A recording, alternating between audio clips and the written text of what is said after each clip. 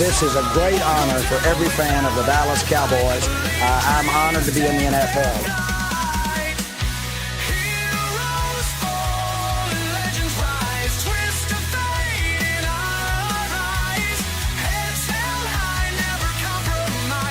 What can I say? Mamba out.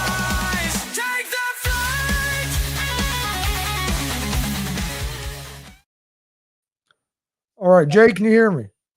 Yeah, I got you good, brother. All right, welcome to the afternoon show presented by ESEN. I'm Gonzo, joined by Tony Gonzalez as well, and Jay McLovin. Jay, I'll be right back. My dog just knocked the power cord out of our camera, so that's why we don't have it right this second. He did it right as we were going live. So, hey, all I know. I'll be right back. I'm going to get the camera back on. But hey, isn't that damn dog a Chihuahua? Yeah, he causes all kinds of trouble, man. I call him Pedro. His name's Pablo, so that's pretty close. Oh, I wasn't too far off then. Pablo does it again, takes out the camera. What a time to be alive, folks. If Pablo could be in the Olympics, I would definitely vote for Pablo. I looked down all of a sudden and we're just black. Please forgive our technical difficulties as Pablo is being excommunicated and deported back to the living room. Poor Pablo. Well, while we're waiting on that, I have changed my name today. I am now known as Jason Biden Moment. Frankie always says I have Biden Moments, so that will be my official name for the next 2 to 3 weeks, and then I'll go back to being Jay McLovin as we wait for Gonzo. And, we have power. We have video. No memory card, but we have video as we adjust.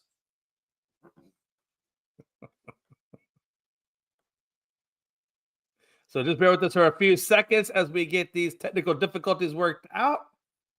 And if you let me know in the comments, what do you guys think about the Dallas Mavericks and Lakers trade? What was your thoughts? What are your opinions about it? As we will be talking about a little bit of that as we get ready for the show. We have video, we have audio, and we have Pablo deported to the living room. Life is good. Man. Yeah, I hit the live button and I look up and our screen was black. They're like, really? Wow. That is crazy. That is crazy. Pablo is something else. He almost reminds me of Alice, my cat, who will knock everything off the shelf if you're not careful. What an asshole these animals are. I remember when your cat used to eat your microphone cord all the time. Oh, bro, she went through that phase. I think I literally can tell you that I went through about 4 different cords. Amazon was my best friend. I'll tell you right now, Amazon. Well, I used to be at Amazon every other day ordering up cords. Sometimes I order 2 or 3 of them at a time just to be safe. I remember that. That cat was always eating the damn microphone. Hey, the wife would literally order me a cord, and it would be but 2 days later. Hey, babe, yeah, I need another cord.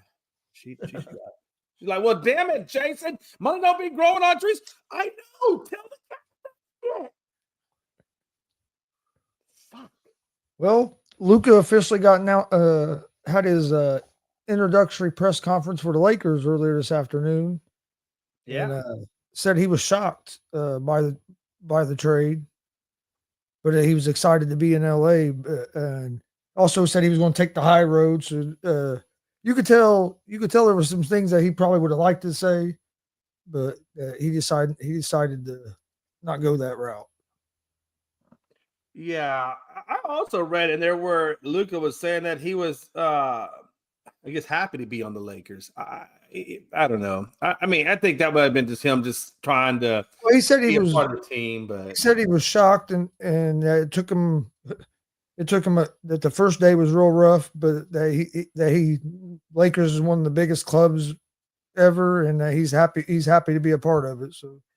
I mean, if I'm Luka, I'm probably telling myself, well, it could have been worse. I mean, they could have traded me to like Sacramento or something like that. So, I mean, at least, he's going to a team that at least I guess is going to try to be competitive and is in the playoff hunt. So, I mean, I guess sometimes, you can't be too angry. At least you went to a contender, right?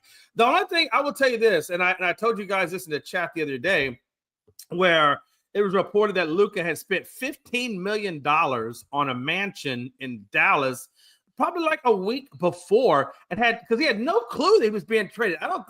Literally, he just bought the damn house and then finds out he's getting traded. Like, you got to imagine, if I'm Luka, I'm thinking like, damn, I just literally spent $15 million, and now they're gonna. That really is doing somebody dirty. It really is. They really did do Luka kind of dirty, and not at least giving him a heads up. Hey, look, Luka, we're gonna trade you. Don't put this out there. I'm just giving you a heads up so you're not buying houses and doing anything crazy. They could have given him some kind of heads up, right? And had him maybe sign a disclosure that he wouldn't leak or something, right? They could have did something like that. But just to do the man completely dirty, and Anthony Davis, because Anthony Davis also bought a house in LA prior to this trade. And because neither one of them knew they were getting traded. So they're out there buying homes, solidifying themselves in the cities and doing all this. And both organizations did them wrong. I had a friend of mine say, well, why don't they just swap keys? And one can get one house, one can get the other. That's all fine and dandy. I guess you could possibly do that. I'm sure Luka's got decent taste in homes, right? Yeah, I wouldn't say they've done him wrong, though, because are you not if you're going to trade a guy, are you not supposed to trade him because he bought a house? You know what I mean? I'm just part of the. No, I don't mean that. It's just a bad part of the. It's just a bad part of the business. I think the biggest thing for Luka that sucked was about the money that he can't get now, the max deal. I think from his, and I'm not saying that they even owe him anything. I'm not saying that, but it sucks for him because he lost. I forget what it was. There's quite a bit of money on the max deal. There's a thing in business called bad profit. Bad profit is, I'll give you an example. Bad profit is if I go to Home Depot, I buy a can of paint. I know the can of paint is defective, but I'm not going to take it back anyway. I'm going to keep your money. I'm going to keep the profits, but not give you a complete satisfaction. That's bad business. It's called bad profit. And that's the same way I look at this trade. Yeah, do they technically have to tell Luka, hey, we're going to trade? No, they don't have to technically do it. But it's still bad business to do somebody like that, to not give them good communication, especially a guy who is contributing to your community, stays out of trouble, does the right things. And, and he's a franchise guy, and you're putting a lot into this, and you don't think you at least have a little bit of, dude, to give him I get what you're saying. Idea? I get what you're saying, but in this day and age, if you was to do that, then the trade probably isn't going to happen because then it's going to get out.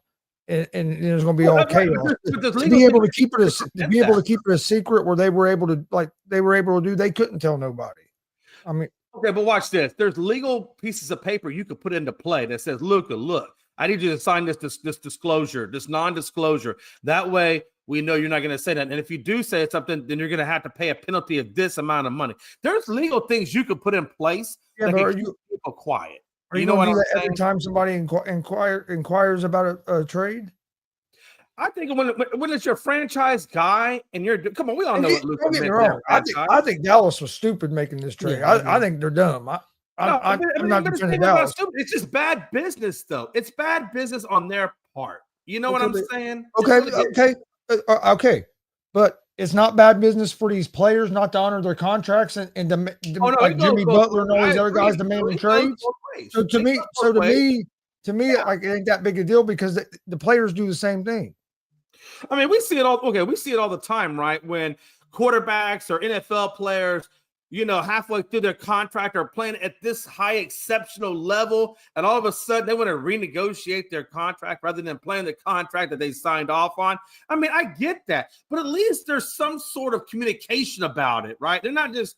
They're not going behind your back and saying this. The NFL's a lot different. Directly telling you, right? NFL's a lot different when it comes to that than the NBA as well in contracts, because like NBA players have a lot more power and can do a lot more than what NFL players can because of the collective bargaining. The other thing too, everybody's talking about Luka getting screwed to a certain degree. So did Anthony Davis. He was told, from what I hear, they're building the franchise around him. It was going to be his team. Oh, I've heard that as well. Absolutely. And he didn't have no idea that this was happening either. Oh. Right.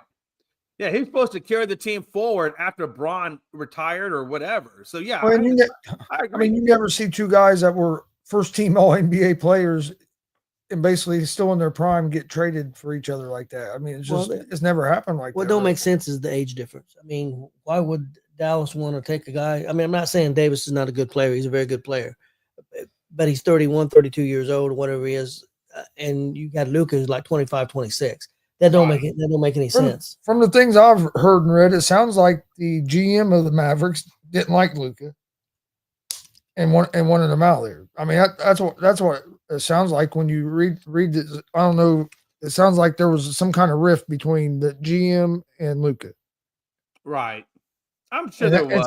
It's the same guy that messed up the Steph Curry shoe deal for Nike by not calling him Seth instead of Steph. And Steph ended up signing with Under Armour instead of Nike. Yeah. I agree with you. I mean, I'm pretty sure there was a rift, I'm sure, at some level between Luka and management. You know, I don't think for 1 minute that there wasn't, because like you said earlier, it doesn't make a sense that, you know, when Luka's playing at such a high level, yes, he's in an injury and has been injured for a little while, but that doesn't mean you're just going to all of a sudden trade it, because a lot of times people get injured. That's just part of the game, and I think they understand that. But it's not like a career ender. It's not like he's, you know, not he's done for the season. He just had to take some time out with that. I think it was a strain he had, I believe, in his calf or something. You hear when he's going to make his Laker debut? Probably. When? Probably this Saturday against the Indiana Pacers. Let's see. That doesn't make sense, though. I mean, because I thought he was still on the injured list. So all of a sudden now he's not injured anymore. He's able to come back. He's going to do. He was doing 5-on-5, some 5-on-5 drills today, and they were going to evaluate. But they said that they were hopeful that he might, or hopeful they'll be able to make his debut Saturday Davis at home. Davis is out. At home. They're playing in L.A., but it's against the Indiana Pacers Saturday. Davis is out. He's not playing their first game. Yeah, wow. Davis still has that ab strain. I don't think he's going to be out for very long, though. I think they said they had programmed, or they had believed he was going to be out for a week and then he would be back. So I don't think that's going to really be long at all for them. Frankie said he was planning on coming back Saturday for Dallas. Okay. Well, then I didn't hear that. I when he had traded, I was still under the impression that he was still on the injured list and still dealing with issues. But okay. All right. Well, that it is what it is. I'm sure Luka is going to be extra motivated to put some effort in there to show Dallas that they made a bad decision. I think they even said the Pat McAfee show that they were talking about how the Dallas Mavericks were talking about Luka's condition and this, that, and the other. And Pat McAfee said that he saw him recently in a T-shirt. Pat said, he don't look out of shape to me. He looked pretty good to me. And, you know, those people out there in L.A., they're going to put about 15, 20 pounds of muscle on Luka. So I wouldn't be surprised if Luka goes back to Dallas, has a rematch with a little bit more muscle mass on him, just to kind of prove a point. You got to imagine Luka wants to prove a point. And Pat wasn't holding back his thoughts about the Dallas executives either. There's a bunch of stupid suits that think they're more important than Luka. That happens. Yeah, I think at the end of the day, though, I do wholeheartedly believe that the Mavericks are going to regret trading Luka. I really believe that. You know, and I think, Tony, you're right. Anthony is not the youngest of cats in the world. And, you know, he goes down with injuries quite often. They're not long injuries, but he does go out with injuries quite often. So he's not like, you know, he may give you about 60 games a season. You know, the other 22 games probably going to be on the injured list at some level. The only thing is, if they really think his defense is going to make that much difference, because they think they're a playoff team, they think they can contend, and if they think the points he can score plus the added defense that Luka didn't give them, maybe they can get over the hump. But I still don't think they win a champion. Could they get back to maybe to the finals again? Maybe, but are they going to beat Boston if Boston's there? I don't think they had the firepower to beat Boston. I really don't. Is there anybody that has the firepower to beat Boston in a 7-game series? I don't know. It's too early to say. I mean, you got to imagine Boston has a championship experience, but and I'm not an OKC fan, but I do think OKC's playing at a level right now that's pretty damn high. So I would think that OKC could give them a run for the money. I'm not saying that they would beat Boston, but I definitely think they could put a 7-game series on them. Pacers played like shit last night. They won, but they played like crap. They played terrible. Are either one of you buying in on the Cavaliers? Are the Cavaliers? I know they got a better record in Boston, but are they? I don't know. Hey, Houston went in there and beat them back to back. Literally Houston just beat the Cavaliers back to back, and they had Donovan, they had the full crew, and we still went in there and beat them in the home court and beat them on our court back-to-back games. So I'm not impressed with Cleveland right now. I'm not saying that they can't make it to the finals, but I'm not impressed by them. I think I do believe that the Celtics are still the better team in that division, or in that conference, I should say. I thought it was interesting. I mean, I think they're a good team. Yeah. Well, I think Cleveland hit a bad stretch when they played Houston. I mean, they had only lost 4 or 5 games. Sooner or later, they was going to hit that bad stretch. And I'm not taking anything away from Houston. I mean, Houston's a good team, but I think Cleveland hit that bad stretch, which you're going to hit at some point. Pacers have won 2 games in a row that they shouldn't have won. They didn't play very good Saturday night against the Hawks, and they were able to pull that out at the end. Then they were down by 11 last night to the Jazz, who's worst damn team in NBA, with about 10 minutes left. 10 minutes left in the game, and they came back and ended up winning that game. But I mean, that's good to be able to win some games when you're not playing your best. Yeah, I definitely think I'm going to catch that game tonight, though. The Lakers play the Clippers tonight at 9:00, and if I understand you guys correctly, he's supposed to be in this game tonight, correct? No, Saturday. No, Saturday. Oh, okay. He's going to be in the game Saturday. Okay. Then I'm going to care about tonight's game. Saturday against the Pacers. Wow. So Luka's going to make his debut against the Pacers. How do you guys feel about it? Do you think you guys got enough over there in Indiana now with this 1-2 punch of Braun and Luka?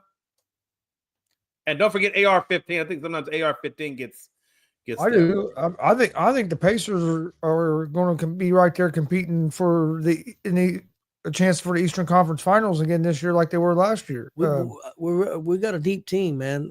We're getting healthy. I think we've won 9 or 10 of our last 13 games. Yep. I know we're 8-2, and then like I said, 9-13. We're fourth in the East now. We're only like 2 or 3 games behind New York to move up to 3 or 4 games behind New York to move up to third. So I mean, I think the Pacers are going to be there at the end. And I think the Pacers can beat the Lakers even with Luka and LeBron. You feel you okay? I guarantee you, I'm going to definitely be watching that game. Not just because they're playing the Pacers, but they are playing a good team. The Pacers are a good team, so I want to see how Luka and Braun first game together play against a team that is playoff worthy. I think that's going to be a good testament to see how this relates. And look, it's going to take them a little while to get their chemistry down. I really don't think it's going to be 100% fluid. But correct me if I'm wrong. Didn't Braun want to play with Luka though at some point? Wasn't that like one of the things he wanted to do? I believe. Shit. I'm not 100% sure on that. Well, I tell you what, man. That's the best advertisement for Marlboro Reds I ever saw, Gonzo. Shit. Smoke another, bitch. Hey, if you're out there, pick up a Marlboro Red. You too could be like Gonzo. Hey, I shouldn't speak, though. I smoked for 21 years, so I finally got my lungs back about 15 years today, so. Miles Turner will be a Laker by Saturday, says Frankie. F you, Frankie. Yeah. I think LeBron James is going to be a Warrior by then. So, oh my gosh! Look, if they traded LeBron, Frankie probably shoot himself. I don't know, though. I think Frankie is starting to get worn out on Braun being with the Lakers. I think they're kind of moving on from Braun. Him and somebody else that they were talking in the group chat. I think they were talking about moving on from Braun. I think LeBron will probably leave, but it'll probably be at the end of the season. I do think the Lakers. I do think he's going to lead the Lakers. Okay. But what I do think might happen, and I've heard more steam get behind the last couple of days, is you could see a Kevin Durant trade before the trade deadline to the Golden State Warriors. I wonder who Golden State though would trade for Durant. Would it be picks? You think? Yeah, or would it be a young player or something? I mean, because Kevin Durant is a hell of a lot older in age now. He ain't the same Kevin Durant he was when he played back with the Golden State the first time around. So even if Kevin Durant comes over there, how do you guys see Kevin Durant meshing now in with the Golden State Warriors? I mean, does that give them a chance, or are they still, does Kevin Durant not really move the needle for their playoff aspirations? And what I mean by that is being title contenders. I don't know if they'd be title contenders. I think it would make their team a lot better. I don't know if they'd be title contenders. I don't know if they have enough around him. Would have enough around him, Steph, and Draymond. I don't know if their bench is deep enough at this point, but it would definitely make them a lot better than they are right now. Because Durant fits in perfect with the way the Warriors play, just being able to ball movement and shooting. I mean, yeah, I think it'd actually kind of be a smart move for the Warriors right at this point because where else you know what I mean? What else are you going to do? I got a question for Frankie if he's still out there. Who has the deeper bench now, Dallas or the Lakers? And who does he honestly think will go further in the playoffs this year, the Lakers or Dallas? In an honest opinion, I don't know. I don't follow it that well. I know he follows the NBA and he definitely follows the Lakers. Honestly, what does he think? Yeah, I think this move for the Lakers is bigger for the future because Luka's going to be he's going to be the guy. Oh yeah, absolutely. Luka's going to be the guy. I mean, given his age, you got to think he's going to be the one that takes over for Bron when Bron does leave. I mean, Luka's going to be the heir apparent to that, right? I mean, that's correct. I tell you, man, I think a lot of people are sleeping on OKC. I think OKC is really gonna snag up on some people, man. I really do. The way they're playing basketball right now, and I watched them even when the Rockets played them. I mean, they look pretty damn good. That Shea Alexander guy, Jesus, man. Oh no, they're good. I didn't really pay a lot of attention to Shea Alexander, honestly, until this season. I started looking more into him just because of how well OKC was doing, right? They've only lost nine games this year. They're tied with Cleveland now for the best record. A team that's really hot right now, too, is the Grizzlies. They're in the last 10, they're 9-1. Right. Yeah. Frankie Mark said Morris was traded over there. I see to they got Marquise Morris, and I think Marquise Morris, he's a really good role player. I like him as a role player. I think he could be a good role player on that bench. And they also have Necht, and Necht has played extremely well off the bench, as we all know, obviously. What do you guys think about Frankie's take? Do you guys agree with that? Dallas has a deeper bench. Lakers last longer because Luka is a beast during the play. I mean, he is a beast during the playoffs, but we have also seen Luka be exposed in the playoffs as well. So, and again, primarily on that defensive side is what I'm speaking on. And I understand we've already had the conversation about his defense and the league's defense. If you want to say that, we've seen Anthony Davis be exposed in the playoffs as well. For sure. Except that 2020 bubble season for some reason, right? I mean, that was the only time I've ever really seen this Laker machine work well was during that COVID period. You take the COVID out of the equation, and that LA experiment has not really worked out beyond that point. And I don't know. I mean, what was so special about that COVID period where they were able to do that? They didn't have the fan crowds. It was a neutral type location for all the teams. I don't know. Maybe the difference maker for that type of time period was the fact that they didn't have as many injuries during that COVID time period as they do now. Yeah, they were all healthy, and you had a few other parts too that they traded away after that title that I thought was stupid to trade away to get Westbrook. Let me ask you this: Do you think this played something into Dallas's decision? In their last 10 games, they were 4-6. You think the fact that was part of it? I mean, the Lakers in their last 10 games were 8-2. Yeah. Yeah. All right. I have heard, I don't know if you guys have heard this, but I have heard some speculation that maybe Clint Capella from the Hawks could possibly be in a trade scenario with the Lakers to give them that big man, Frankie. I know you were talking about they were a big man away. What do you think if Clint Capella was to get traded to the Lakers? How do you think that's going to trade, or how would that transform the Lakers, in y'all's opinion? Obviously, they have Luka and Bron at the forwards. You have Capella at the center, Austin Reeves as one of your guards. I don't know who the other guard would be, but what do y'all think? What do y'all think about Capella if he was to join the Lakers? How does that transform their title aspirations? I mean, Capella's not a bad player. I do agree with Frankie. They do need a big, right? And Rob Pelinka was talking about that today during the Luka press conference as well. Do you think Turner? I mean, I know he's good blocking shots. He's not a great rebounder. Pretty good defensively. Do you think that he would be a good fit for the Lakers?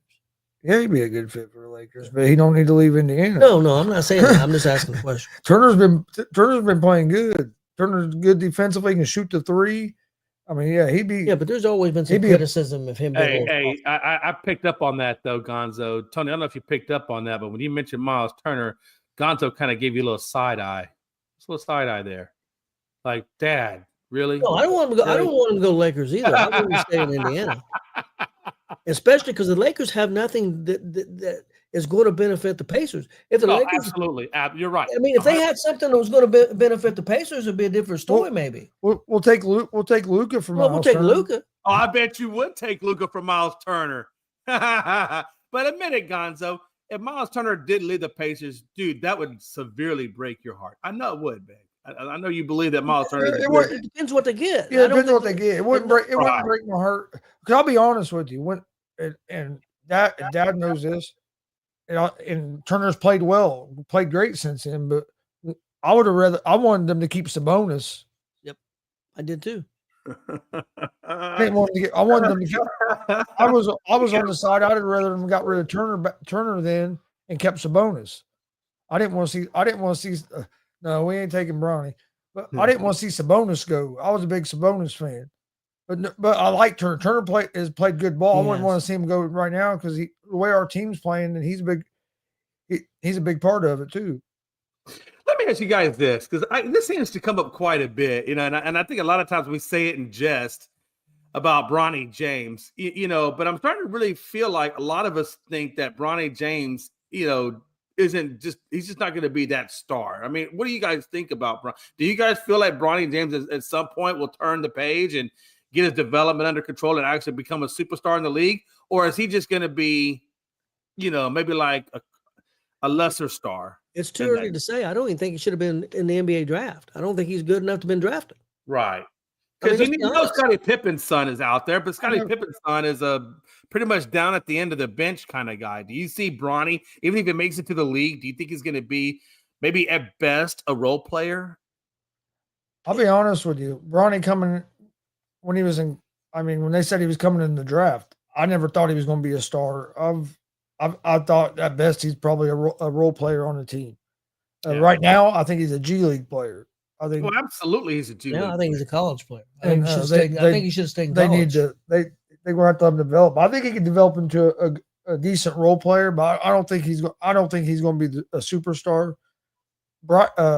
His brother is the one I think has a chance to maybe be a star. I was going to ask you about that. That was going to be my next question for you. So obviously Bryce is going to be coming up soon. I'm sure he'll most likely take the same path as Bronny did, maybe play a year of college and then come right into the pros, and do you think he goes to the G League, then the pros, or do you think he has a good shot at actually just making a pro roster at some point, right off the rip? I mean, I still need to see how he develops over the next couple of years, but from what I've seen of him, I think he has a chance to be a star in the NBA. He's more athletic than Bronny. He's a better shooter. I think he has a good chance of being a star. But you don't see many of these guys when their dads were big stars like that have turned into big stars. I mean, look, Jordan's kids didn't do nothing in the NBA. I mean, think about it. Matter of fact, hey, speaking of Jordan's kids, is it Marcus Jordan or whatever? His oldest one just got picked up for a DUI. Yep. I'm pretty sure he's not doing a damn thing except getting in trouble. I mean, but look, like Tim Hardaway Jr. has been a real solid, good NBA player, but there ain't that many of the like bigger star kids that have been able to kind of live up to that of what their dad was. I think Dale Curry's kids, obviously Seth and Steph, are probably the exception to the rule where, obviously Steph has had a better career than his father has, where I think Steph Curry has had more of a comparable career to what Dale Curry did, right? But at least his kids have done something. And I will say this, even LeVar Ball, at least got his kids to the NBA. And obviously Lorenzo Ball, he obviously got hurt with Dallas. Now he's not doing anything, or Lonzo Ball. And then, but LaMelo looks like he's having a pretty good career out there with Charlotte. So, I mean, you could probably put that as the two that I know, at least father-son type of things that have actually done something. Yeah. Well, LeVar didn't have no big NBA career. Oh, no, he didn't have much success. He was like the bottom of the totem pole kind of guy. Maybe a few points, a couple of rebounds type of guy at night, but he didn't have a big career. I'm just saying his kids, though, at least have had a little bit better career than what he did. Yeah, but that ain't very hard. No, it was. Well, yeah. I would say that LaMelo is well, yeah, you're right. It wasn't hard to get more than just a few points. I think LaMelo has shown that he can be a pretty good player. Lonzo, when he's healthy, he plays good. I mean, he's been good when he's healthy. His problem is that knee.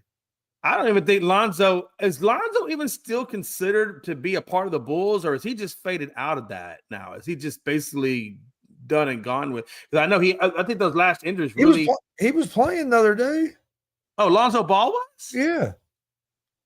I didn't even know that. I thought he was still out with that knee issue. I didn't know he was back playing with I'm assuming he's still with the Bulls, correct? I'm not 100% sure, but I remember I watched him play the other day. He played Sunday.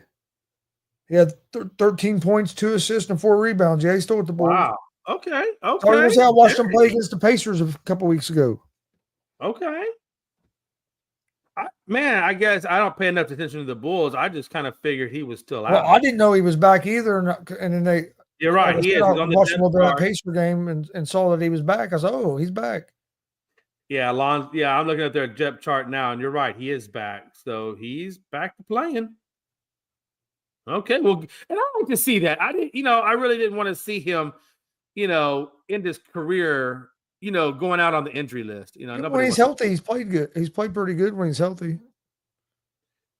Yeah, it looks like he's averaging right now, when I look at his 2024-25 stats, he's averaging 7.2 points, about 3.4 rebounds, and 3.5 assists. Yeah, but he hasn't been back very long. No. I think you're right. He just got back. I think it's just a triumph to even see him back on the court, because honestly, with the way that they were describing that knee issue, it didn't look like he was getting regenerative tissue back in there. And so I kind of thought he was just done. Yeah, I did too. I didn't think we'd see him play again either. Well, that's a good story. I mean, honestly, I'm glad, he's able to, at least, if he wants to leave the game of basketball, he can leave it on a healthy way and not just on the injured list. That always sucks. What do you think about let's transition over a little bit. Yeah. Super Bowl week kicked off, and he had Roger Goodell talking, and then they were talking about an 18 week season. Yeah. 18-game season in NFL, which this isn't the first time Goodell's brought this up. He actually brought it up at the draft when he was on McAfee show that he thought they were good at 17 right now, but he could see it going to 18 and 2 bye weeks. And actually, that would make it the Super Bowl the Sunday before President's Day, so then everybody would have Monday off work. That Monday after the Super Bowl as well was one of his selling points on it. And then, but he had talked about that because he had talked about he's not a fan of the preseason, so he'd like to get rid of a preseason game and add another regular season game. But that's something that probably would be in the next collective bargaining agreement. Right. That's what they're saying. He was saying if it does happen, it would have to wait until after the 2030 CBA ended. I got to be honest with you. I personally don't like it. I got some personal reasons why I don't like it, because in fantasy football, who wants to see 2 bye weeks? Nobody wants to see 2 bye weeks. I don't think anybody in fantasy world wants to see 2 bye weeks. On another level, outside of fantasy world, I don't think I would want to see that either, because I think that's going to lead to more injuries. Because I think it's going to be less preparation. I don't know. I see a lot more chances for injury when you got to play that one extra week. I mean, our 17 weeks is already pushing it in terms of injuries. I thought it should be kept at 16. To be honest, far from for a fan perspective, if you're buying season tickets, I'd rather have the 18 games, and I think they should lessen up the damn preseason games. Would still cost you the same. Oh no, they have. Okay. Preseason games are Preseason's discounted. already gotten Preseason Yeah, games they don't used cost to- the same. it used to be. Yeah, the same. used to, but now, yeah, Okay, they I changed didn't know that. I didn't know they that. changed used that. used to be the same price. That's Yeah. bullshit. They changed that a couple years ago because McAfee was bitching about it, and then at the draft, Goodell said no, those have been preseason games a bit or discounted.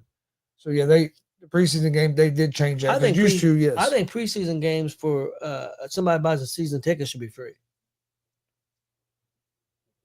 No, I don't disagree, but Yeah, I think if you're going to make that commitment to go as a season ticket holder, that's guaranteed money in their bank. That should be a perk that would push the preseason. So, matter of fact, I wouldn't be surprised if they eventually did something like that, because that would be an excellent way to increase your ticket sales is by doing that. I'll be honest with you. I'm all for an 18 game season, but it's just selfishly because it's just selfish because I like watching football. It's just another week I get to watch a game. If it was up to Chris, the football season would be 9 months long. We'd be playing 60 games. Look, you go Play- down play- months play long, year we gotta round just every recruit Sunday, I'd Chris be to come happy. in there and help them out.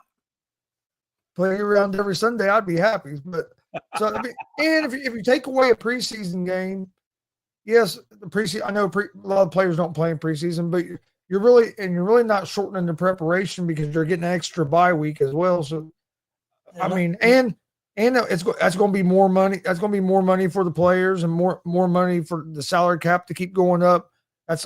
Look how many more games that is. They get to sell to TV networks and the For sure. Amazon or Netflix and these other streaming partners. So I mean, it's just a whole nother. I mean, a bunch more money too. But as a fan, I understand the players. I mean, because there's injuries and there's wear and tear on your body. But as a fan, I love it because it's more football.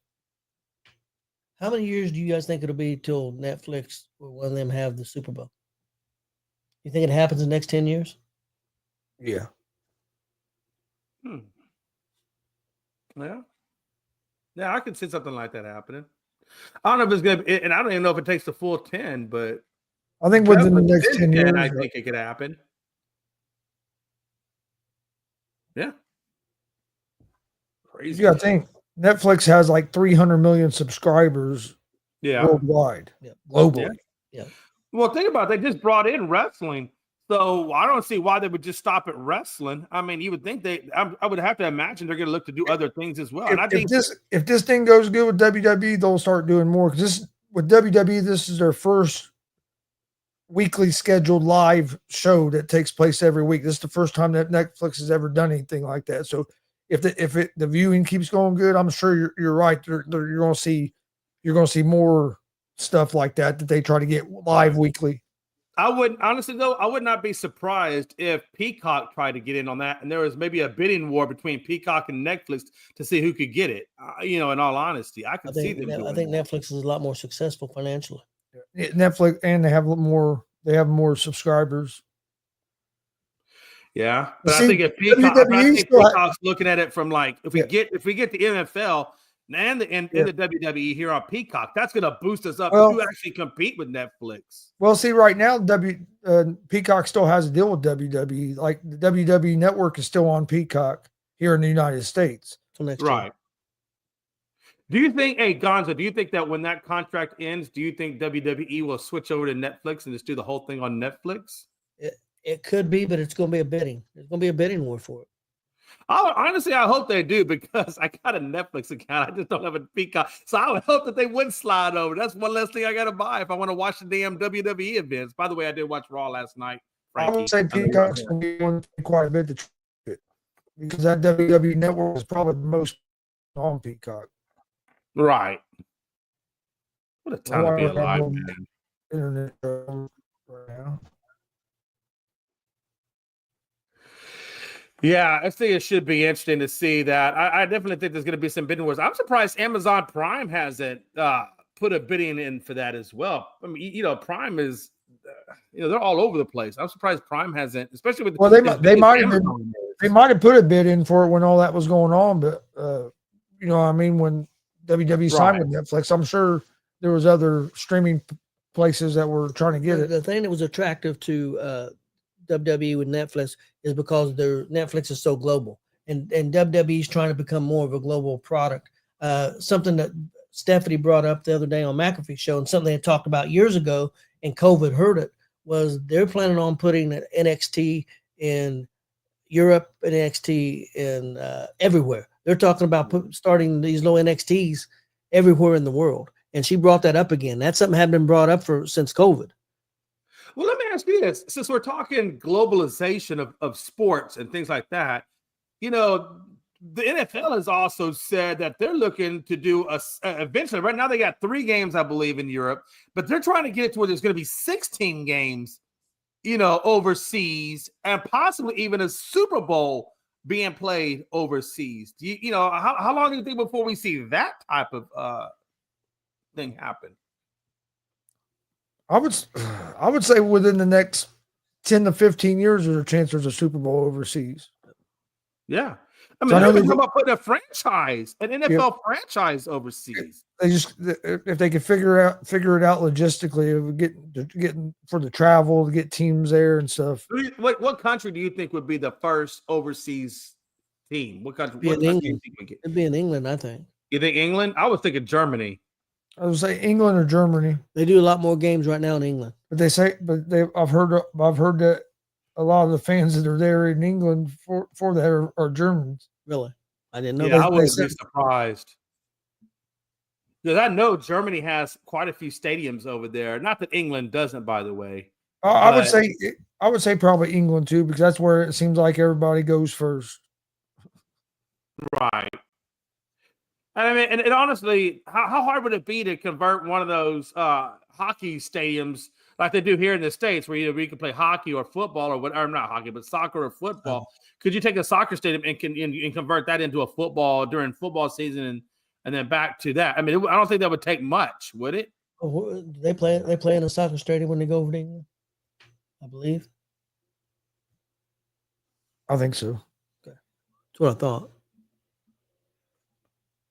Yeah, I mean, I do think that England might be the most ready for a franchise to come there. I mean, and I'm pretty sure Germany could probably do that as well. But I do think what you're saying, though, Gonzo. I think England probably would be the better spot. Because I think NFL is going to Ireland this year.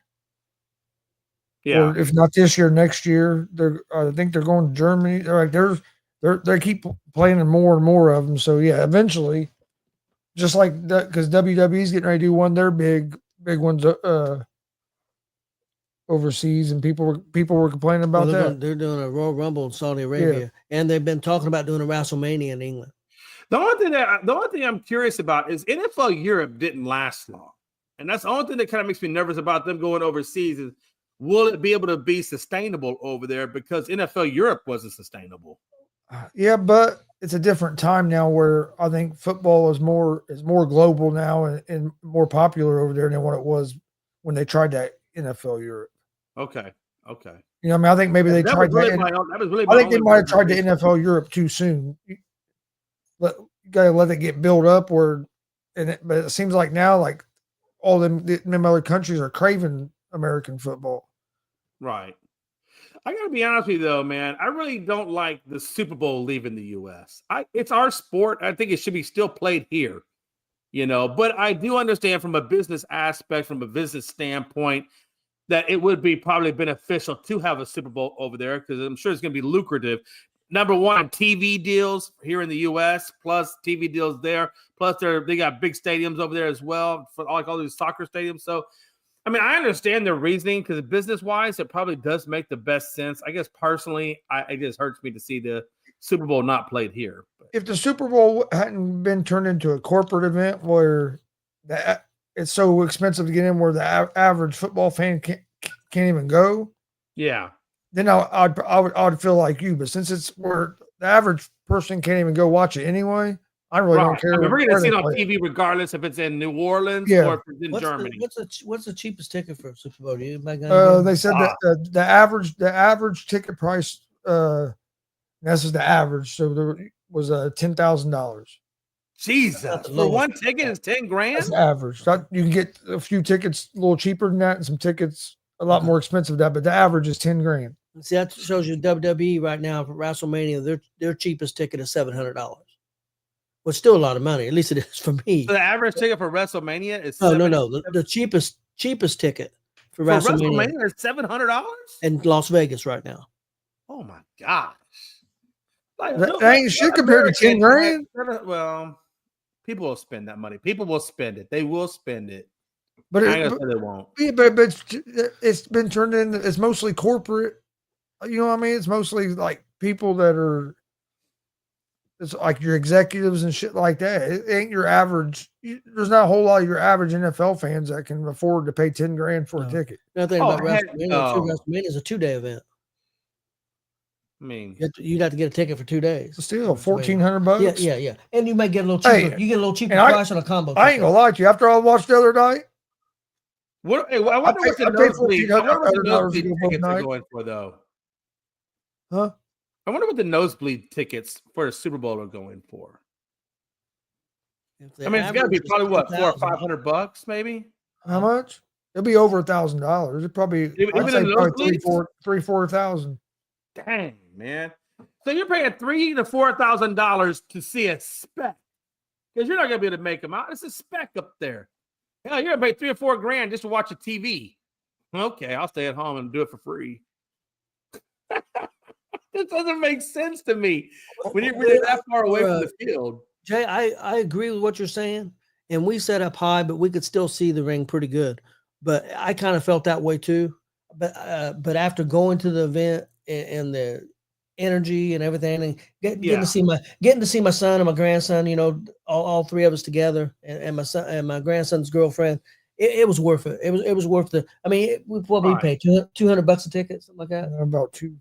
I think it was about $250. But $200, that's a lot more palatable to spend than $700. I think after the fees and everything, there's like $250, $260, somewhere around there. But still, I mean, a couple $100 in theory, Tony. A couple $100, I could put that on my charge card and just pay, you know, a little bit more than a monthly premium, and then get it down. Be good.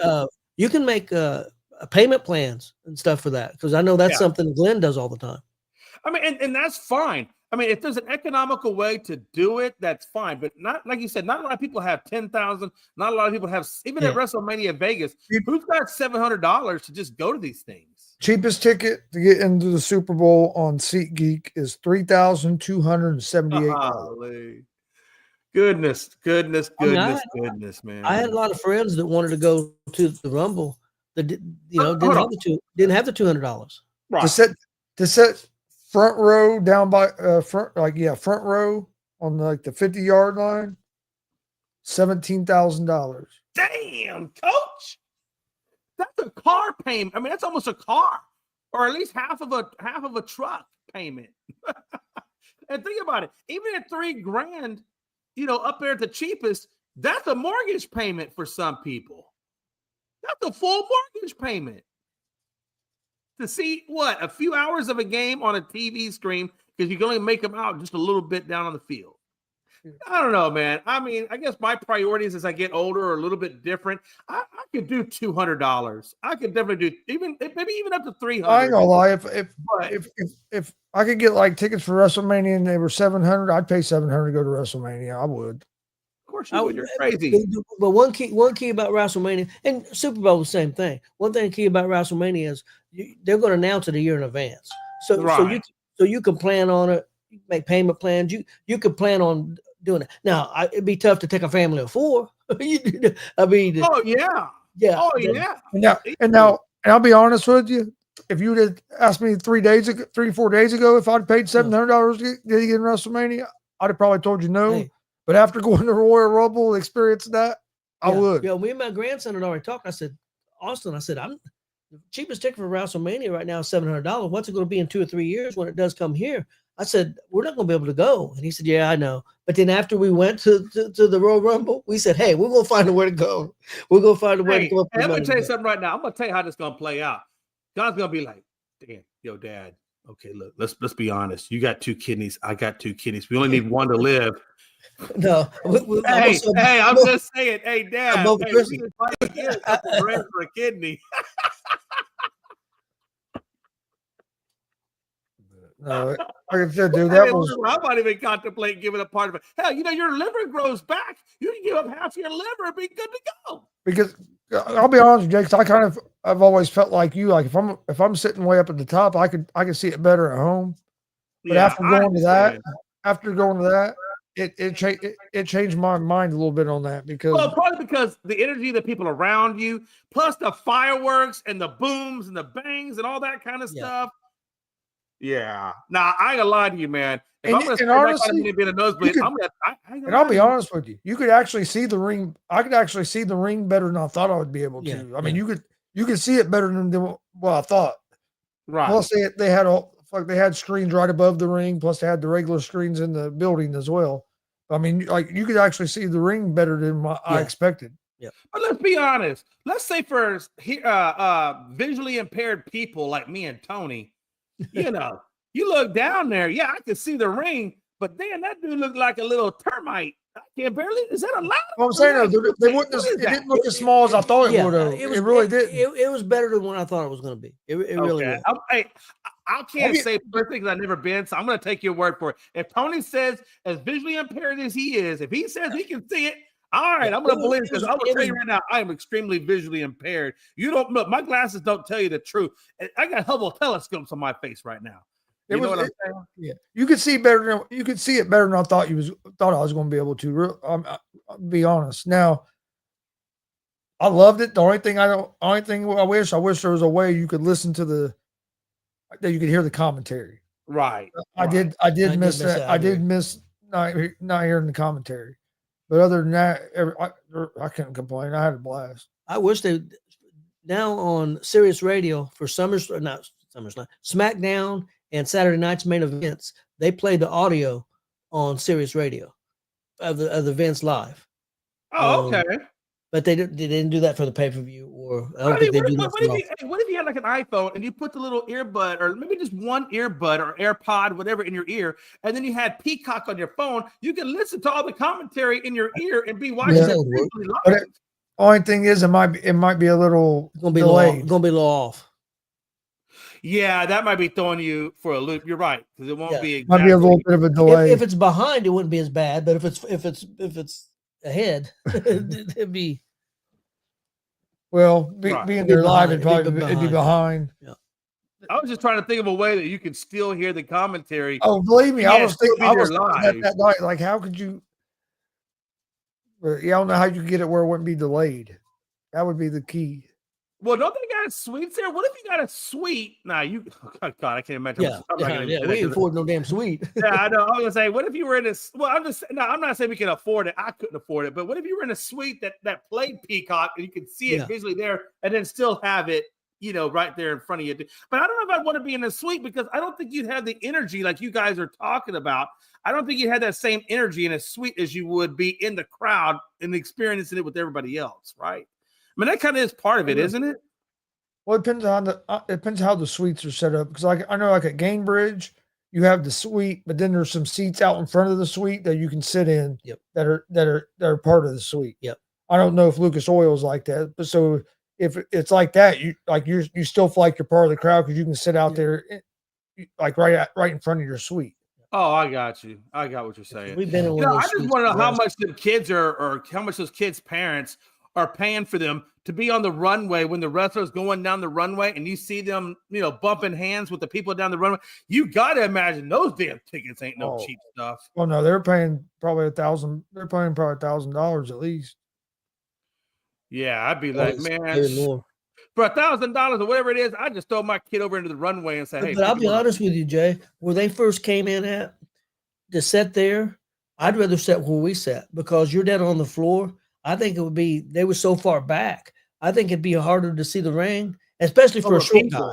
Especially for a short guy. It'd be, I think for me, it'd be miserable. I'd rather be up in the air where I was. Or at least like at the mezzanine level where you're not completely up in the air, but you're still elevated. Yeah, when you get elevated, because when we went to SummerSlam, we sat not on the floor, but about 13 rows up from the floor. Dead center. You couldn't beat those seats. But that was 2008. Yeah. Right. We paid like $120 a ticket, I think, for those, and now those tickets would cost you fucking $800-900. Yep. Dollars. Hey, Gonzo, tell me the truth though.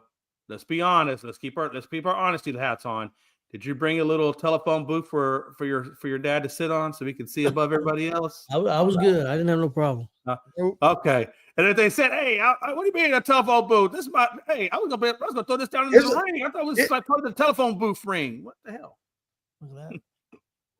I just think that'd be awesome. I do want to go to WrestleMania. And I think Melanie would. I think Melanie would let me go. And I think it's coming here. I think Frankie, was talking about something was coming here. I don't know if it was NXT or since maybe it was Raw or something. I think it's coming to Dallas, or it's either Dallas or Houston that's hosting it pretty soon. I think because Frankie was telling me I should be there and I should be going to it. So I'm gonna have to research that. I'm gonna try to go to it though. You'll have a good time. They put on a show. Well, they was just in San Antonio a week or two ago. So Raw basically goes to all the different arenas. Every single episode, it's always in an arena around the U.S., right? Yes. Okay, I got you. And they are going to be going overseas. They're going to be doing some overseas Raws and SmackDowns. Weren't they going to I thought they were going to like Saudi Arabia or something like that. They've got one coming up. I can't remember when it is, but the Royal Rumble is going to be in Saudi Arabia next year. And they got their next pay-per-view's in Toronto, right? Yeah, next pay-per-view's in Toronto. Yeah, that's the chamber, elimination chamber. Yep. Wow. Interesting. Hey, real quick, I know what do you guys not to shift gears, but shift gears a little bit. You know, we were talking earlier in the pre-show about what we're going to talk about, and obviously there's that ref in the MLB that was linked to gambling, even though I think it was indirectly linked to one of his friends or what have you. How do you think that's going to affect the other refs? Holberg, I think it was his name, that was fired. They said they didn't have evidence about it, but they said that because he was linked to a shared betting account, that it kind of compromised baseball's integrity with the umps. So they had to let him go. How many other umps or refs do you think are going to be in something like that? Or do you think he's just an isolated case?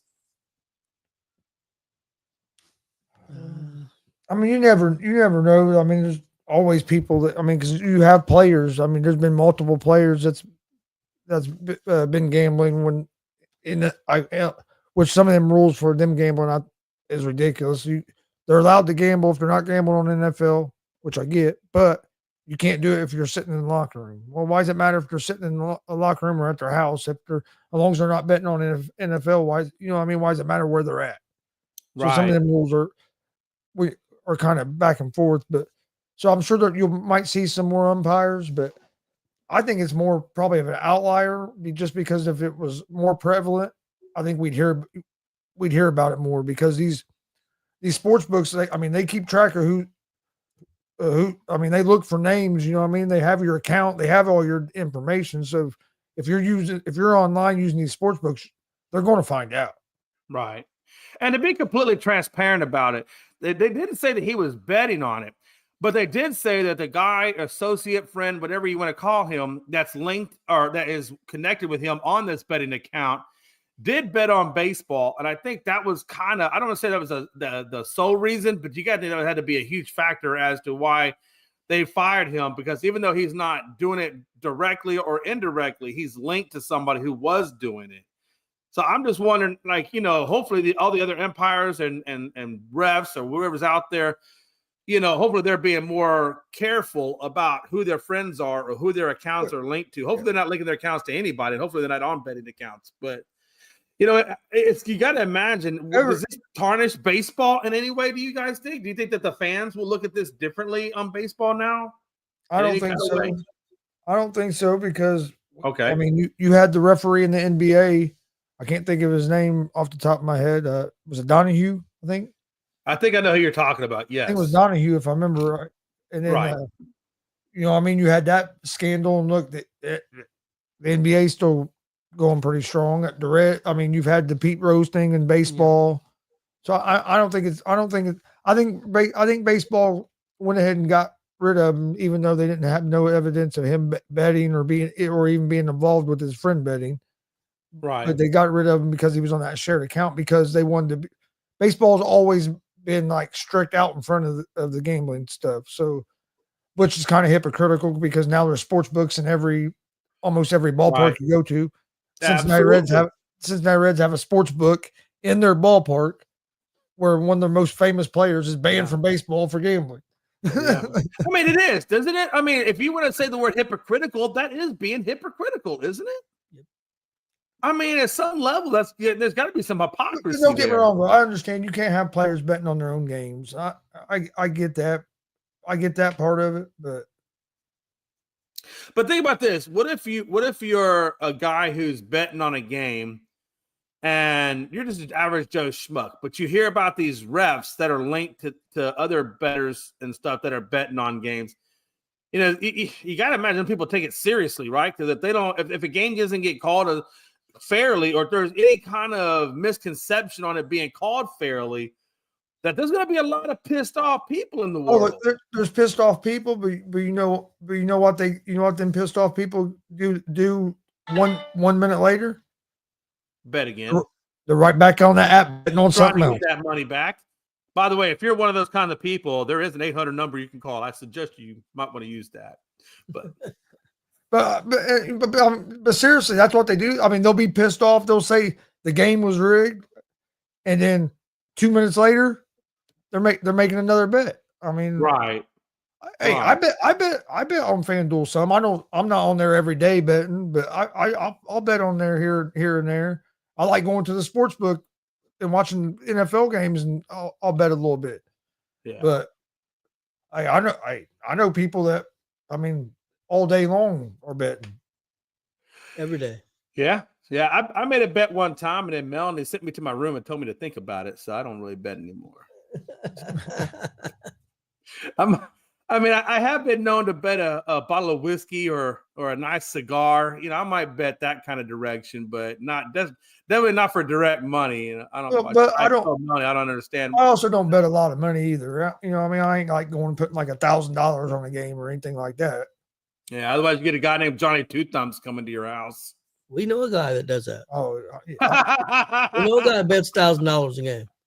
Seen him do it. Be right by him.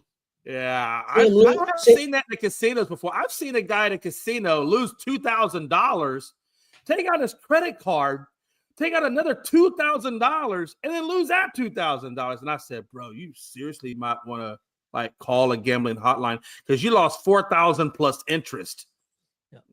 See him, But, see dude, the guy lose he was $1,000 on the first half and get it back on the second half. Well, you know, and that's the thing. Baseball is a super easy sport to bet because you can bet on pitches. You can bet on stolen bases. I mean, there's so many things in baseball you can bet on. Strike, balls, curves, fastballs, you name it. You can bet it. I mean, there's a million ways you can bet on baseball, literally. Well, same thing for the Super Bowl. You can bet on it. Well, You can bet on anything you want on the damn Super Bowl. Oh, for sure. Absolutely. Rebounds, steals, assists. I mean, you know, there's so many things. It's not just betting on the game anymore. I switched over to basketball. I know. Yeah, Well, same thing for I football. was like, wait a minute. We're talking football. We said football. He's talking about rebounds and steals and Well, assists. it's the same thing No, with football. I'm sorry. Is I went to basketball without telling you. Is the Biden receiver going to moment, get 75 okay. yards? He's going to get 7 catches. Yeah. He's going to catch a touchdown. Anytime And touchdown then score, you make parlays with 3 different players. you can A bet lot, who's a going. lot of people bet those. You can bet I who's going to bet, score the the first ones that touchdown bet of the on game.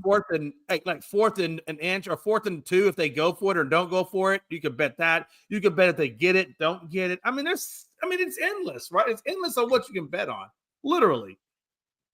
You know, I mean, it's crazy. Hey, last time we I went don't to know, the sports book, we had a pretty good day. Yeah, we did. We did. All of us did. Yeah, all 4 of us that went hit a couple, at least one bet. What to say, guys? You got a betting show. I'm surprised you don't bet more. I value my money a little too much. I don't like to lose. Yeah, I don't like to lose either, and I do value my money. And I totally get it. I don't like Hurts, to dude. lose. It hurts to lose. It hurts to lose, and it hurts to lose money. You know, that's why I'm glad the casino is And about 2.5. I know hours if I got away from you. I know how I am. If I got to where if I started doing it every day like that, I would be doing it. I would get. Oh yeah, like it would be hard to break that addiction, right? Because you'd always be trying to get your money back, and that's what the casinos want. They want you to try to keep getting your money back. Well, see, I was going to the horse track. I was going to the horse track every Friday and Saturday, but I had a How you limit. bet on horses? That's a hard. In my opinion, that's a hard thing to bet. I had a limit. I took $30, $40. Plus, there was a really good barbecue place there, and I would eat the barbecue place every Friday and Saturday. If I won, I ate there twice that day. I mean, I'm not lying. But the thing with the horse race, not that I was great at it, and I didn't bet a lot of money, but I could take $40 and I'd come home with $40 or come home with 50 or 60. So I was winning, but I wasn't. I wasn't a big winner or anything. I bet to were you boxing a lot of your bet? Yeah, I did. I did box bets, like 2 bets boxed it or three boxed. Yeah, that's what I always did. That working out. That's what I did, and I could. There might be Friday I'd lose 20, Saturday I'd win 40. So I always stayed pretty even. Plus, I always ate. And that's like when I go, like we go to the sports book, I just take a certain amount of money with me that I'm going to bet, and that, you know what I mean. I'll be honest with you. I was the type of guy that when I got Lake Charles, it's about 2.5 hours when I lived in Houston. But now where I live, I got a casino in Livingston, which is only about an hour and 10-minute ride.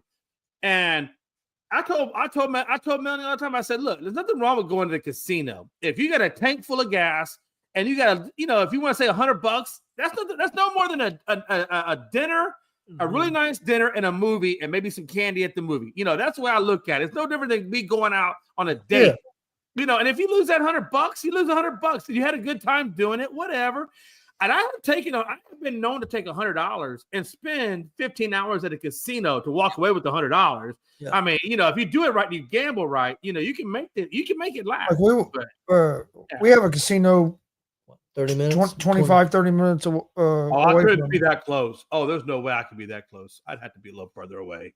That's just too tempting. Seriously, it's too tempting. I maybe go there 3-4 times a year probably at the most, and we live maybe a half hour away. See, bro, I'm telling you right now, I'm the type of person, if you put a casino 30 minutes from my house, they would be I would probably be divorced right now. If that casino had Texas Hold'em tournaments, come on. I'd be there. They I'm all about Hold'em. They do have Texas Hold'em that you can play there, live tables now, but they don't do tournaments. If they had tournaments, I'd be there all the time. I love playing Texas. You know how many times I have played in Hold'em tournaments only to watch a lady that was about 75 years old walk away with the grand prize and a TV? And I'm like, that woman has probably been playing cards since the day she was born. We play Hold'em about damn near about once a month. Well, I tell you what piss you off. You be betting the horses, you're looking at the book and stuff, and then some blonde comes up and says, ooh, I like the blue horse. I like the blue color horse. And the fucker's 22-1 or something, and she'll bet $10 on the sumbitch and win. Yeah. Yeah. And you're looking at the book, and no way that makes sense for that fucking horse to win. You know what that sounds like to me? That sounds like a Big Glenn type of bet. I can see Big Glenn doing that. Yeah, so we win. Our family does like a Hold'em game like every month, and at the end of the year we do a big end of the year game. Oh, nice. The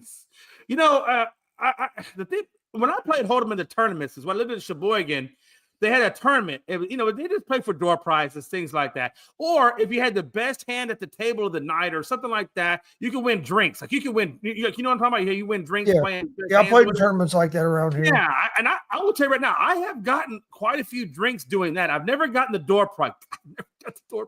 But I've always gotten some good drinks out of it. And so I was like, okay, I'm gonna go there and play for some drinks. I feel like I still got to win, right? And for the love of God, don't go to a bingo tournament with a bunch of Baptists. They will kick your ass if you start looking at their car. Oh, no, don't do that. Don't do that. Bingo gets me in trouble. I spend too much money on them damn 13s. And I'm sorry. If you're out there running bingo and I got like 10 cards, could you just give me a few extras? Sell those damn cards. My wife, like a son of a bitch. I look like I got Parkinson's dotting. And my wife can go too damn fast. My wife can play 3 of those damn sheets at one time, and I'd be sitting across from her, and she'll be sitting there, and she'll look over and say, "Oh, you missed one." Yeah, I'm like, come on. Like, what do you? I mean, like your fine motor skills are all over the place. I spent too much money on them damn pull tabs, dude. Wife did too.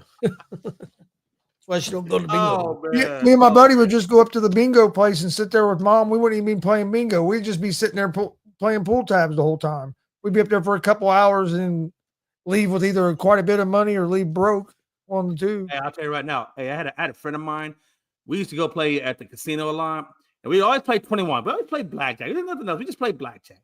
And this dude would always get lit every time.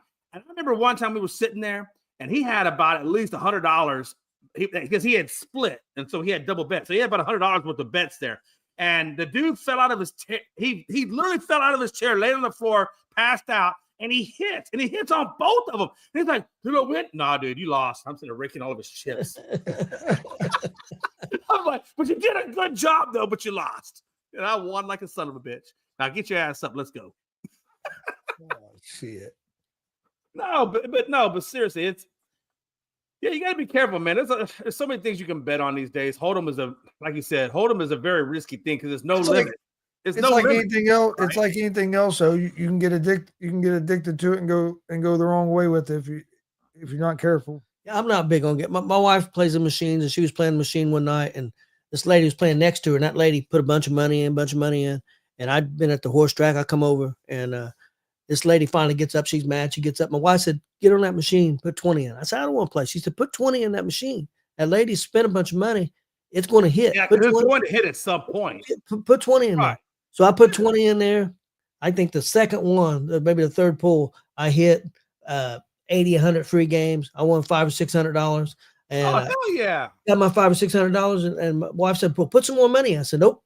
I said, "I'm going to the barbecue place closes in 10 minutes. I'm going to go eat again." So I took off to the barbecue.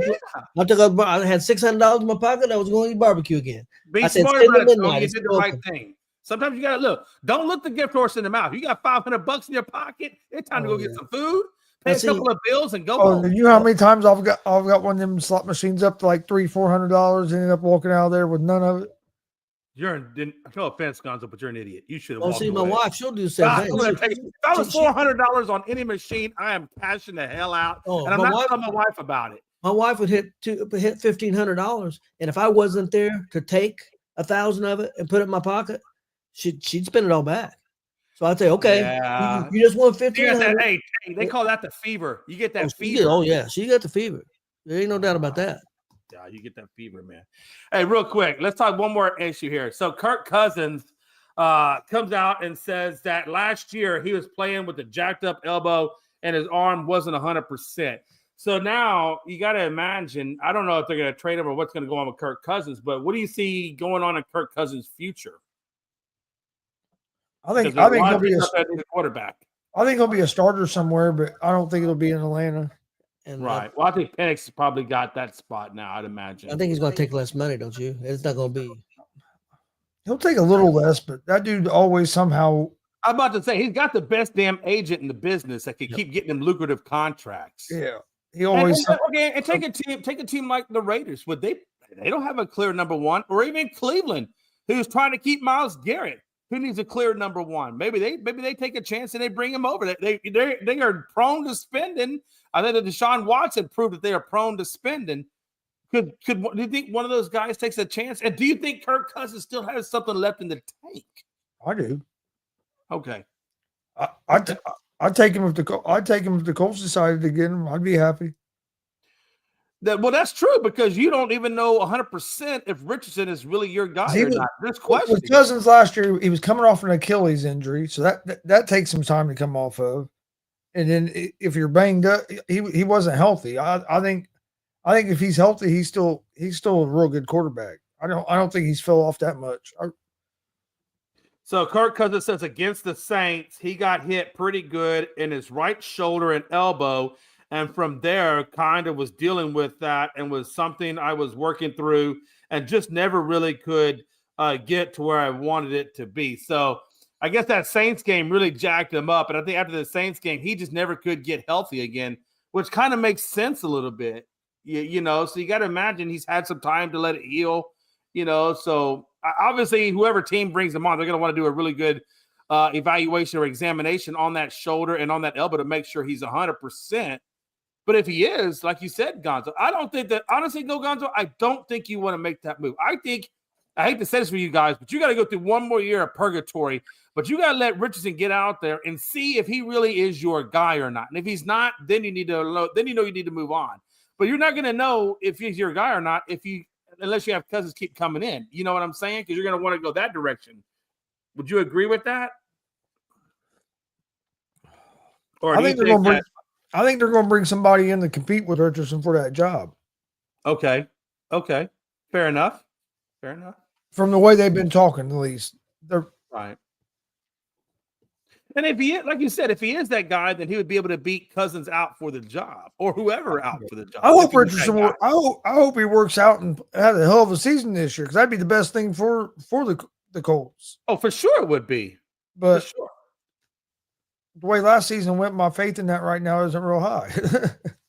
I mean, and I understand that. I mean, Richardson has had issues with with injuries and things like that, and then not performing after he came back from injuries. So I guess maybe there's still a little bit, you don't know 100% if he's your guy or not. So that's the only NFL quarterback I've ever seen do this. Yeah. Take me out, coach. Take me out. Well, I don't know though. Hey, there was didn't Deshaun Watson just say hell with it and walk off the field? I don't even know if he even did this. I think he just walked right up off the field. One real quick. I wanted to get you guys' opinion on what you guys thought about Cam Newton. Said that he would not give up his MVP trophy for a Super Bowl victory. And his explanation behind that was, look, MVP is an individual thing, whereas a Super Bowl is a team thing. And so he's like, I'm not going to give up something that I earned for something that a team got collectively. That's kind of the argument that he was pushing for. It just kind of tells me more and more how selfish Cam Newton was. I'd rather have a Super Bowl, wouldn't you? He was saying that because he didn't play with the fuck in the Super Bowl he went to. Well, that's true. He has some really nice. I remember how they made a big thing about the shoes he was wearing, all this, that, and the other. But he goes out in there and loses. I get what he's saying to a point, but people are going to remember you more for having a Super Bowl than they are for MVP. If he had a Super Bowl, he'd have a chance. Sure. He'd have a chance to be a Hall of Fame quarterback. Right now, I don't think he has any chance. I don't know though. In all honesty, I don't think Cam Newton should be in the Hall of Fame. No, I don't think so either. But I'm just saying he would. But if he had a Super Bowl win, there would people take him a lot more serious than just an MVP. I don't know though, Tony. There are quarterbacks that are in there with MVPs. I mean, yeah. I think it just goes. I think it's more on your body of work, more so your body of work than anything else. I don't think there's a quarterback in there with just one MVP and no Super Bowl. I'm pretty sure you probably have to have multiple MVPs. Yeah. Possibly. You know what I mean? If you don't have a Super Bowl, now if you have one MVP and a Super Bowl. Well, Marino don't have a Super Bowl, but he's got. I think he had multiple MVPs. Didn't he? Let's put it this way, right? Take Barry Sanders, right? He didn't get a Super Bowl. He only played 12 years, but he's in the Hall of Fame. And by the way, I'm not saying that he doesn't belong in the Hall of Fame. We all know what Barry Sanders did. I'm just making the argument that you don't necessarily have to have a Super Bowl win to get into the Hall of Fame. Your body of work, just your body of work alone, like Barry Sanders' body of work would get him into the Hall of Fame. I don't think Cam Newton's body of work is at that level. No, I don't. Absolutely. I don't think so either. I just thought that was weird. I thought most players wanted a Super Bowl. They didn't play for MVPs. I thought you always played for Super Bowls. Well, I think that's what Myles Garrett said, though. But Myles Garrett came out and said, I don't care about the MVP. I want a Super Bowl. So I think to your point, most players would answer that the Super Bowl. Yeah, I would imagine. I mean, I'm not an NFL player, but if I was in the NFL, I would care more about the Super Bowl because I feel like I've got to the highest mountaintop, as a team. But I'm more of a team guy. I mean, there's a lot of people out there that are more for self than they are for team, and so maybe the Super Bowl doesn't always mean as much as the MVPs. But I'm more. I think it really depends on the person. Take a guy like Barry Sanders. Barry Sanders was never about himself. He was always about the team. I can't tell you how many awards Barry Sanders passed up on. I think there was one where he was in high school. It started out when he was in high school. He was going to have the rushing record in high school, and he actually pulled himself out of the game. He said, I don't want this record. I'm going to buy. If you watch that Barry Sanders documentary, I think it's on Netflix, it talks about it. Perfect example of that right this year was Saquon Barkley. Absolutely. Yes, absolutely. Absolutely. Saquon was very much a team guy and still is very much a team guy. Good time to be alive. And he'd be the only reason I'd like to see the Eagles maybe win it. I'm going for Chiefs. I know too many Eagles fans that are a-holes. I know what you're saying, but I'm not big on Chiefs either. And you're a Cowboys fan. You're not going to root for the Eagles. Well, that's true too. But I was hoping you wouldn't say that, Gonzo. I really don't want to root for any team, but I would like to see Barkley get a ring. I will say this though, Gonzo, to go against your point. First of all, you were right about your point, but to counteract a little bit on that point. Oh no, but hey, to counteract a little bit on that point, I got to tell you this. I did feel really amazed. I was really excited that the NFC Conference Showdown was between two teams from the NFC East. I think it gave credibility back to our division that we haven't had in a while. I mean, if you ask a lot of people about the NFC East, they said it was a weak division. All you had was the Cowboys and Eagles battling it out, that it was nothing really, or maybe the Giants here and there. But it was always looked as a kind of a weaker division. And I really kind of think that conference game gave a lot of credibility back to the division. And obviously now we got in the Super Bowl as well. So from that standpoint, I'm really happy, but I wish it could have been the Cowboys that was there, not the Eagles. I'll be honest with you. Well, with that logic, you should root for your division to win. I'm not going to root for them, Tony. I will never root for an Eagles. I won't. I don't care. Hell from high water. I will beat Jesus before I'm. You go root for them cheaters? You go root for them cheaters? Who doesn't cheat in the damn NFL or the MLB or the NBA? Come on. Yeah, that's true. You are an Astros fan. Look, and it's hard for me to say that because you got to understand, though, too. I do have a hometown connection to the Chiefs. I mean, to the Eagles, excuse me. Jalen Hurts, he grew up only about maybe 3 miles from where I grew up. So he's from my hometown.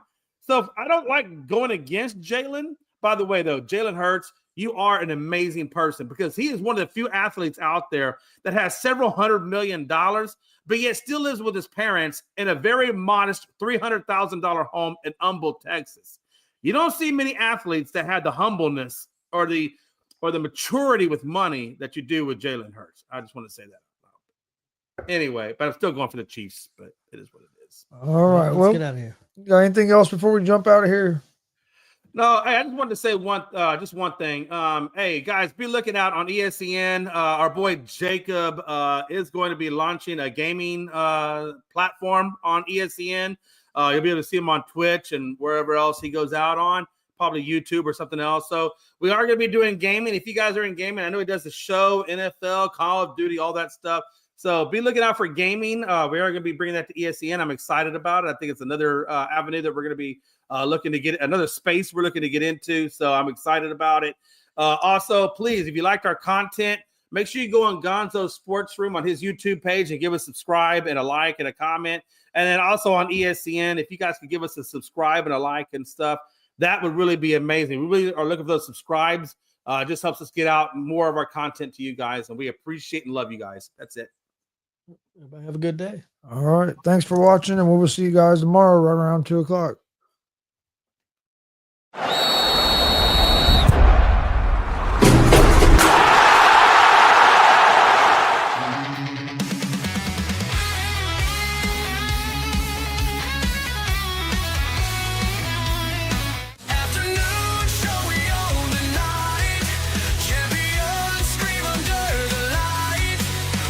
This is a great honor for every fan of the Dallas Cowboys. I'm honored to be in the NFL.